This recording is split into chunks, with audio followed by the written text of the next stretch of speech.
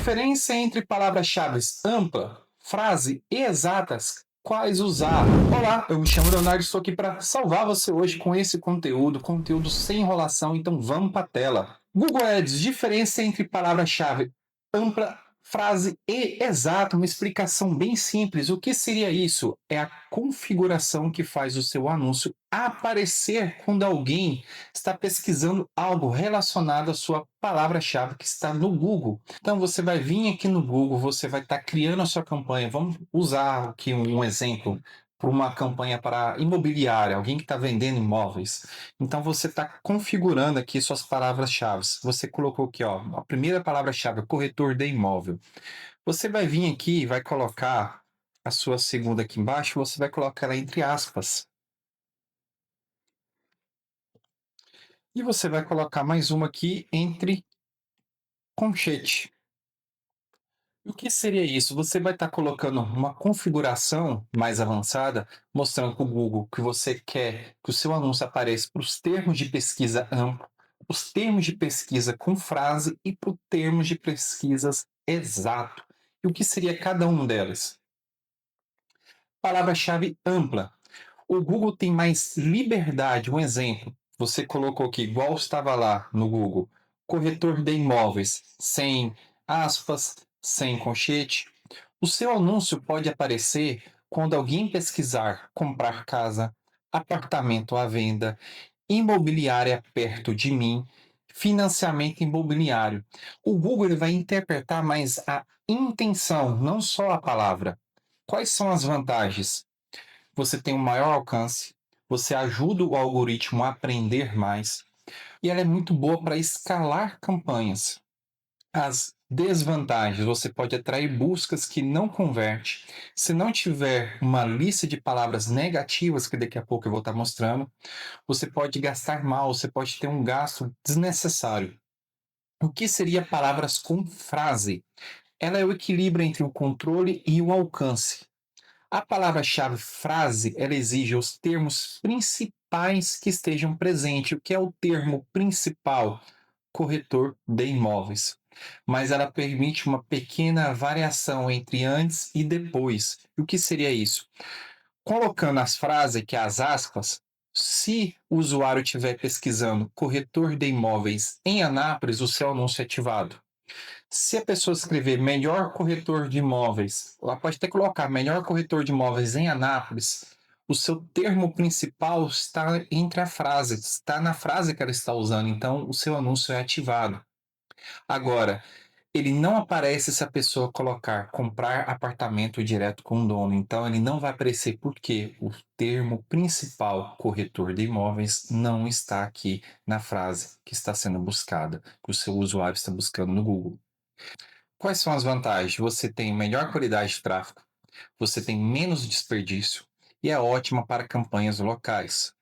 Desvantagens: ainda gera buscas de curiosos, você tem uma menor escala comparada à ampla e você tem que ter uma lista de palavras negativas. Leonardo, mas o que significa essa lista de palavras negativas? Você vai pesquisar palavras que não têm a ver com o seu nicho que você está trabalhando. Por exemplo, como a gente está fazendo uma situação aqui de uma imobiliária, eu não quero que as pessoas pesquisem curso, cresci curso, vagas, empregos, salário. Por quê? Se eu estiver usando a correspondência ampla e exata, a ampla, o Google ele vai ver a intenção. Então, se a pessoa escrever curso, ela vai acionar a minha palavra-chave corretor de imóveis. Se eu estiver colocando a frase, a pessoa escrever curso corretor de imóveis, ela vai acionar a minha palavra-chave. Se a pessoa estiver procurando salário corretor de imóveis, ele vai acionar a minha palavra-chave. Então você vai desperdiçar dinheiro, você vai desperdiçar clique. Então, esse tipo de curioso, esse tipo de público, você não quer no seu anúncio. Se você estiver vendendo um curso de corretor de imóveis, tudo bem, então você não vai colocar. Se você colocar o curso aqui nas palavras negativadas, seu anúncio não vai funcionar. Então, por um caso que a gente, nessa situação que a gente está vendendo um imóvel, então a gente não quer esses tipos de palavras negativas. A gente vai fazer essa lista, você vai lá, faz essa lista e vai subir na sua campanha palavras negativas. E quais é o tipo de termo de exata? A palavra-chave exata, você tem um máximo de controle. Um exemplo, você vai colocar ela em forma de conchete. O seu anúncio, ele vai aparecer da forma que você escreveu. Ele é mais engessado, mas não tanto. Ele tem uma pequena variação. O usuário estiver pesquisando corretor de imóveis, só desse jeito o seu anúncio vai aparecer. Se ele colocar corretor de imóvel, essa pequena variação, o Google, a inteligência do Google, ela sabe diferenciar, ela vai fazer o seu anúncio aparecer. Mas ele não vai aparecer para quem estiver colocando comprar casa, imobiliária, corretor de imóveis perto de mim, aí ele colocou perto de mim depois do corretor de imóvel, ou ele colocou antes, melhor corretor de imóvel, qualquer frase antes do termo principal, o seu anúncio não vai aparecer. Aqui você diz exatamente para quais buscas você quer aparecer. Quais são as vantagens? Você tem um tráfego mais qualificado, você tem um melhor controle no custo e é ideal para palavras que já vendem. Então, se você está ali criando a sua campanha, depois de um certo tempo você vai lá analisar suas métricas e você viu quais são as palavras-chave que estão trazendo mais cliques, estão tendo melhor performance na sua campanha? Você, quando for criar uma nova campanha, coloque ela entre exatas, que vai ajudar ainda mais nos seus resultados. Quais são as desvantagens? Você tem um menor volume e não ajuda o algoritmo a aprender um pouco mais, que você está engessando muito o termo de pesquisa que você quer. Então você prejudica o aprendizado do algoritmo. E afinal, qual é a melhor? Ampla frase ou exata? Não existe uma melhor, existe a estratégia certa, existe o teste. Tráfego pago é teste, é estratégia. Minha recomendação é você estar usando as frases exatas. Você que está começando agora aí, fazendo para o seu negócio, ou você que é dono de imobiliária, corretor que está fazendo seus próprios anúncios, você vai retirar os termos amplo, porque isso ajuda a ter resultados melhor no início. Então você vai fazer as suas palavras-chave em forma de frase exata somente. Ah, mas eu não vou usar as amplas? Sim, quando você já tiver um histórico, você já tiver mais experiência e quando você tiver uma boa lista de palavras negativas, você está vendo que as suas palavras negativas estão boas, sim, você vai usar amplas. E quantas palavras eu devo colocar? O ideal é entre 5 a 15 palavras no total por grupo de anúncio. Então, cada campanha que você fizer, você tiver o seu grupo de anúncio, você vai colocar de 5 a 15 palavras no totais, exatas e de frases. E elas têm que estar muito bem relacionadas entre si. Um exemplo, usando o termo que a gente colocou, corretor de imóveis. Se eu fosse criar aqui, eu ia estar fazendo dessa forma. Eu ia estar vindo aqui. Deixa eu já apagar essas que aqui já tem. E eu vou estar colocando dessa forma, de 5 a 15 variações. Ó, corretor de imóveis em Anápolis, em frase, corretor de imóveis em exatas, imobiliária em Anápolis, em frase. Aí eu podia colocar, acrescentar aqui, imobiliária em Anápolis, em conchete também, para fazendo essas variações no total de 5 a 15 palavras-chave.